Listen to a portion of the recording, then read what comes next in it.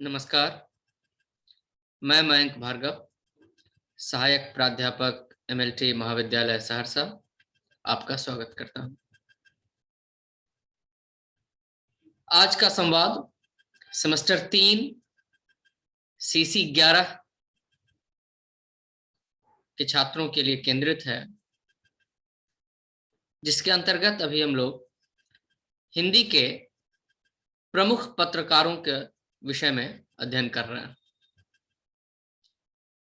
आपको ध्यान होगा कि पिछली कक्षा में हम लोगों ने भारत भूषण पंडित मदन मोहन मालवीय जी की पत्रकारिता के संबंध में कुछ चर्चा की थी। पिछली चर्चा विशेषकर उनके हिंदुस्तान पत्रिका के संपादन कर्म से संबंधित थी। आज थोड़ी चर्चा हम लोग हिंदुस्तान पत्रिका की भी करेंगे और उसके बाद कुछ चर्चा उनकी अगली पत्रिका अभ्युदय की होगी। पर इससे पहले कि यह चर्चा प्रारंभ हो, मैं धन्यवाद देता हूं नवजागरण के गंभीर अध्येता समीर पाठक जी का, जिनकी पुस्तक जो नई किताब प्रकाशन से आई है, मदन मोहन मालवीय नवजागरण का लोकवृत्त, उस पुस्तक से ही आज की अधिकांश सामग्री ली गई है कक्षा के लिए। चूंकि यह विद्यार्थी छात्र हित का विषय है, इसलिए उस पुस्तक से सामग्री मैं अपने छात्रों तक पहुंचा रहा हूं। कोविड का काल है, आशा है आप सभी स्वस्थ होंगे, सरकार के दिशा निर्देशों के अनुरूप यथासंभव सुरक्षित होंगे और इसी ऑनलाइन माध्यम से हम लोग वार्ता करते रहेंगे। पिछली चर्चा में राजा रामपाल सिंह की चर्चा भी हुई थी। अपने जमाने के अनोखे व्यक्ति, जब समुद्र यात्रा पर प्रतिबंध था, देश से बाहर जाने के लिए धर्म की मनाही थी, उस दौर में राजा साहब इंग्लैंड गए थे। यद्यपि धर्म से निकाल दिए जाने का खतरा था। फ्रेंच, जर्मन जैसी भाषाएं सीखी उन्होंने, गणित शास्त्र का अभ्यास किया, तर्कशास्त्र का अध्ययन किया और फिर भारत आकर हिंदुस्तान नाम का एक त्रैमासिक पत्र हिंदी, उर्दू और अंग्रेजी में निकालना आरंभ किया।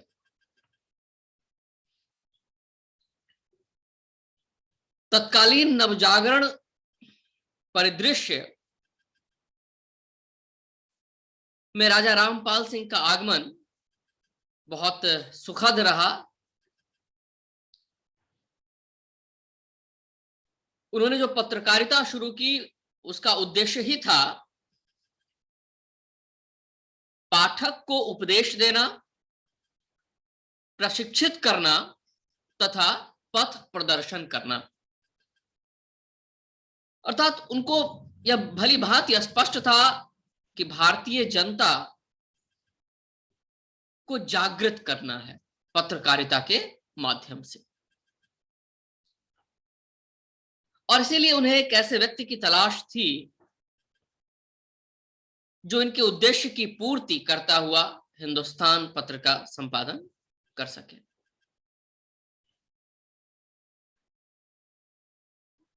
काला कांकर से वह पत्र निकलता था और उस पत्र के लिए इलाहाबाद से, यानी उस समय का प्रयाग से काला कांकर तक तार बिछवाई गई थी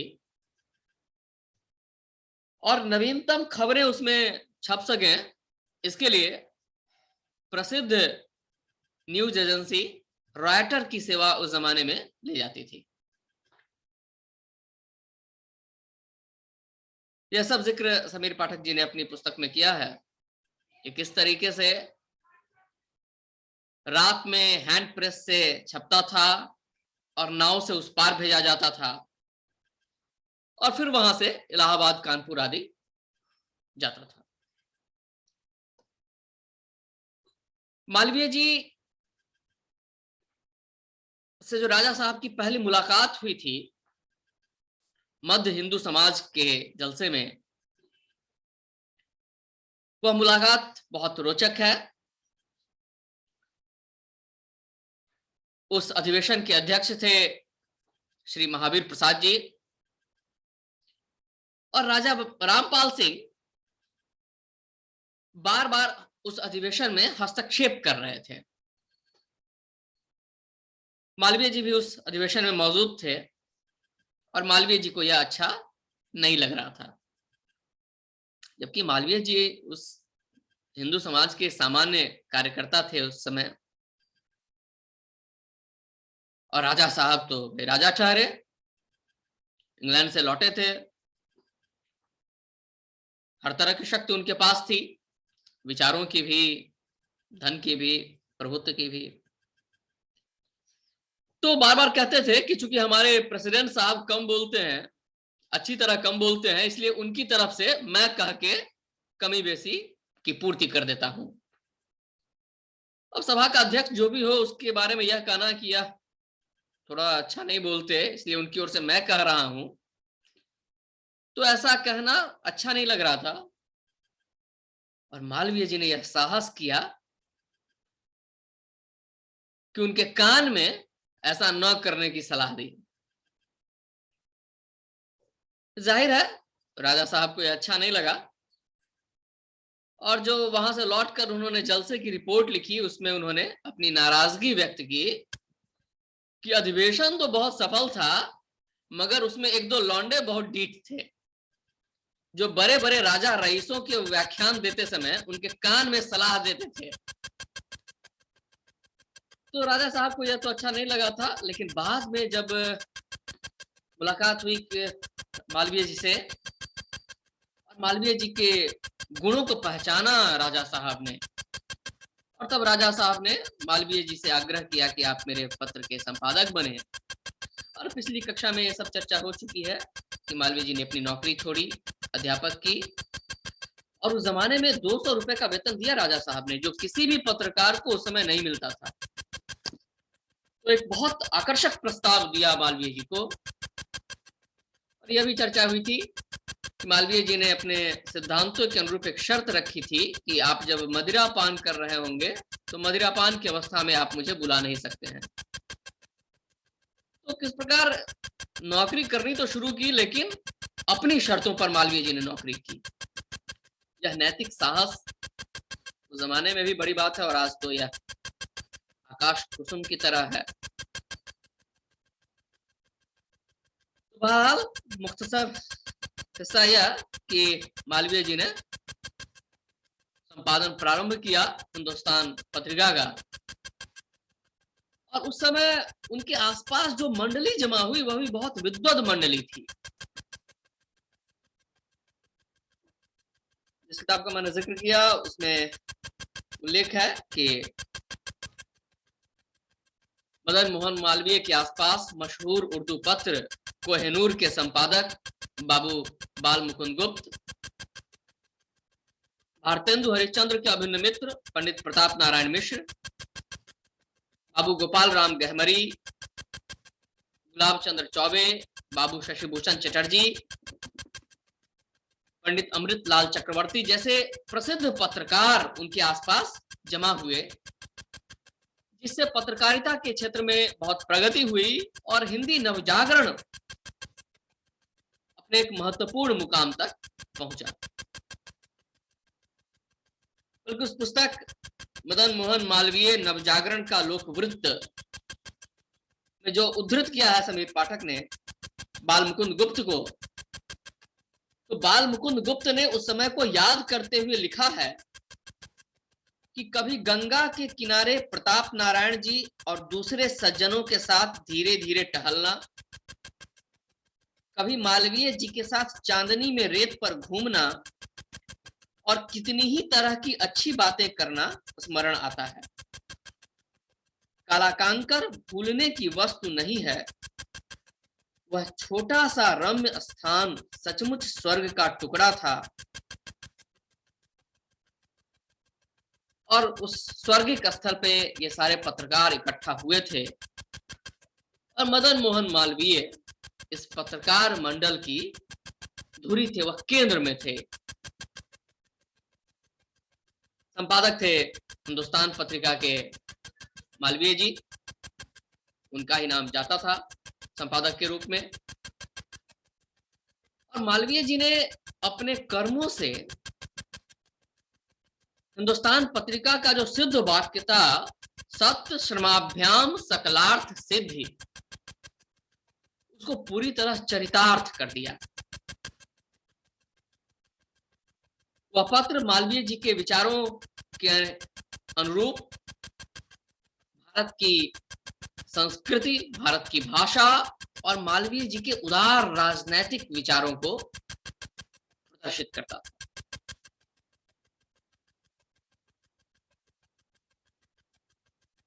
यह भी गौर करने की बात है कि हिंदुस्तान हिंदी प्रदेश की पत्रकारिता का पहला पत्र था। इसको रेखांकित किया है समीर पाठक ने अपनी पुस्तक में।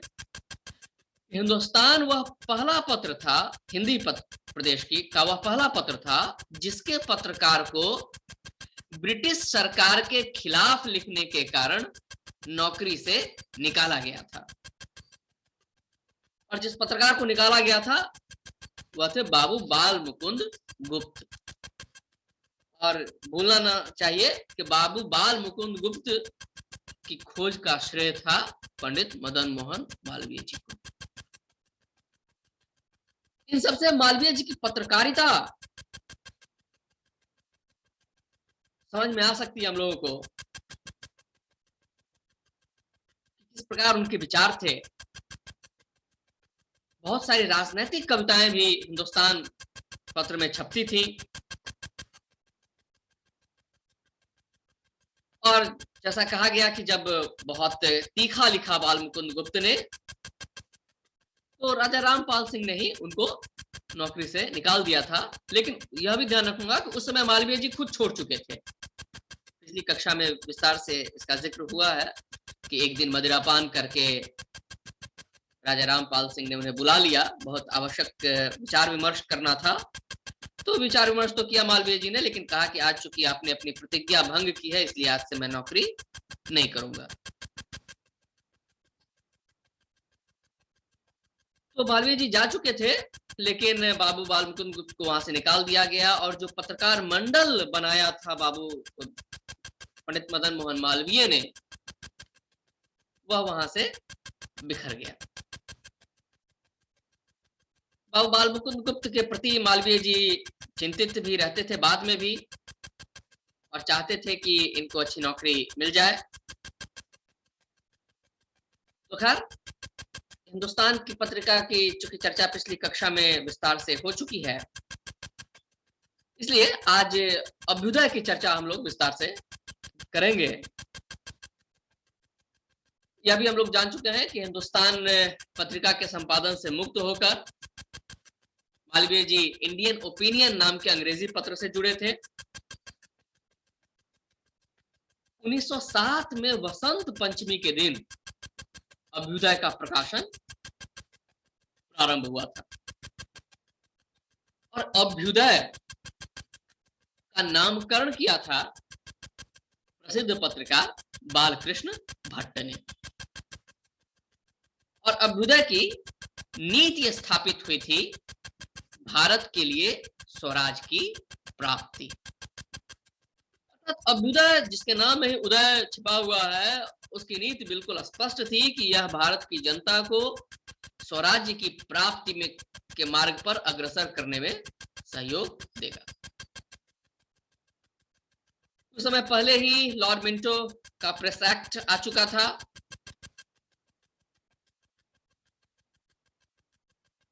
ऐसे जमाने में अभ्युदय की जो पहली ही संपादकीय में मालवीय जी ने बहुत स्पष्ट लिखा कि हमारी अभिलाषा मंद नहीं है, पृथ्वी मंडल पर जितने पत्र हैं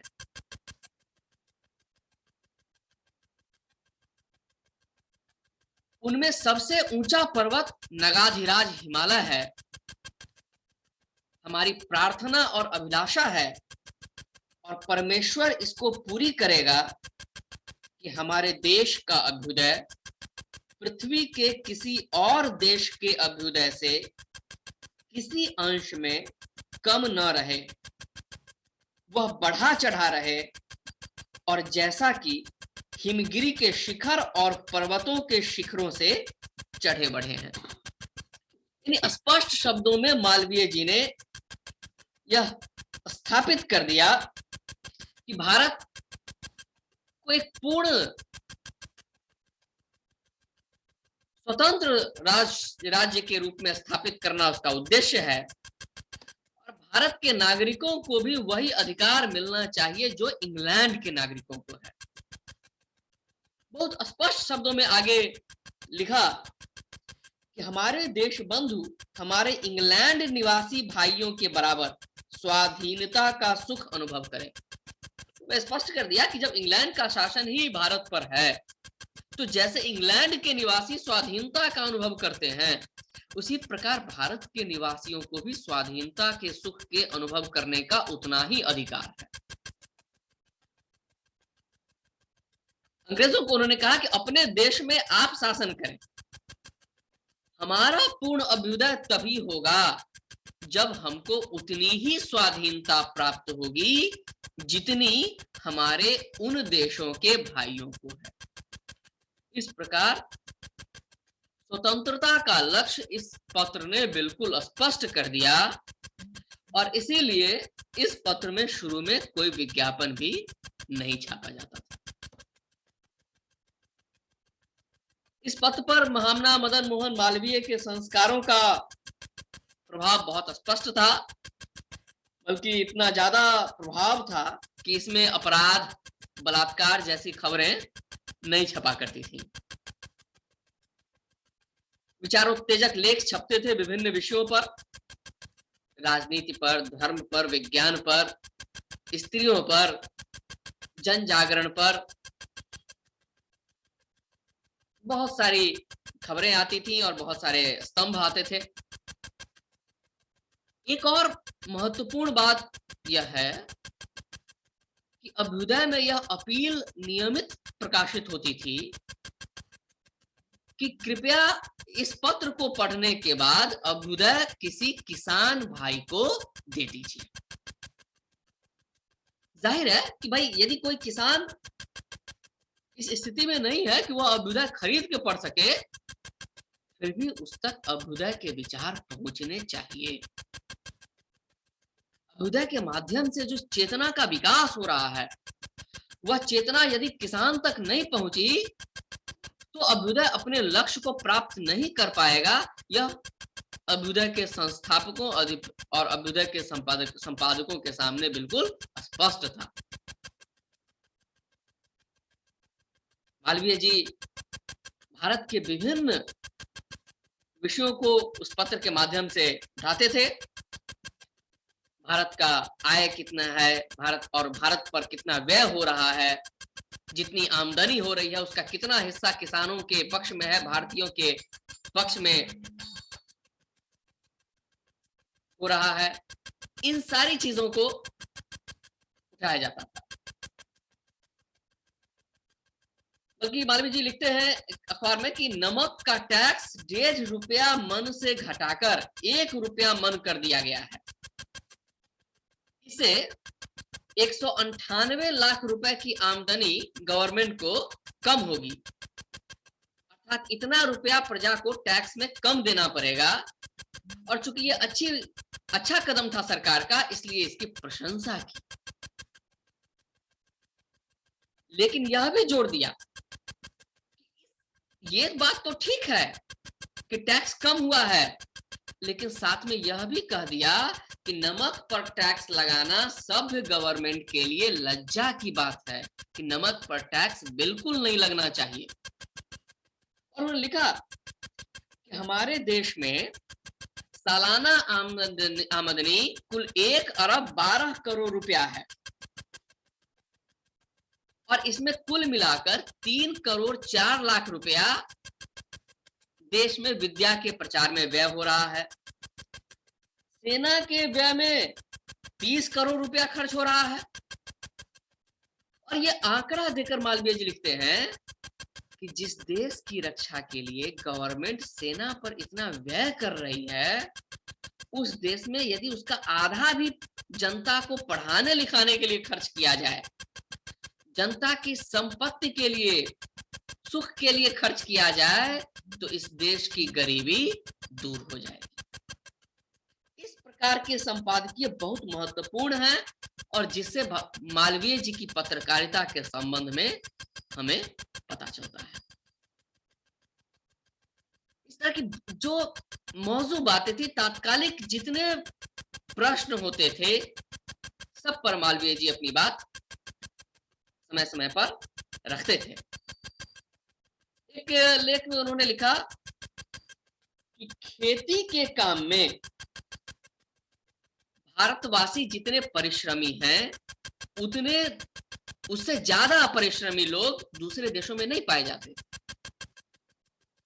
यहाँ भूमि का अभाव नहीं है, जल का अभाव नहीं है, लकड़ी है, यहाँ धातु है। तो ऐसी अवस्था में जब प्रजा पढ़ी लिखी हो और प्रजा के प्रमुख विद्वान, बुद्धिमान, परोपकारी, स्वार्थ निरपेक्ष हो, तो कोई कारण नहीं कि भारतवर्ष समृद्ध से समृद्ध देश की समता नहीं कर सके। और इसलिए भारत में विद्या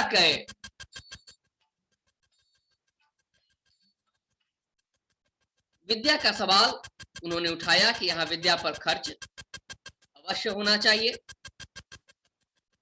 इस तरह के बहुत सारे प्रश्न अभ्युदय के माध्यम से उन्होंने उठाए। बहुत सारे साहित्यकारों से उन्होंने अपील की।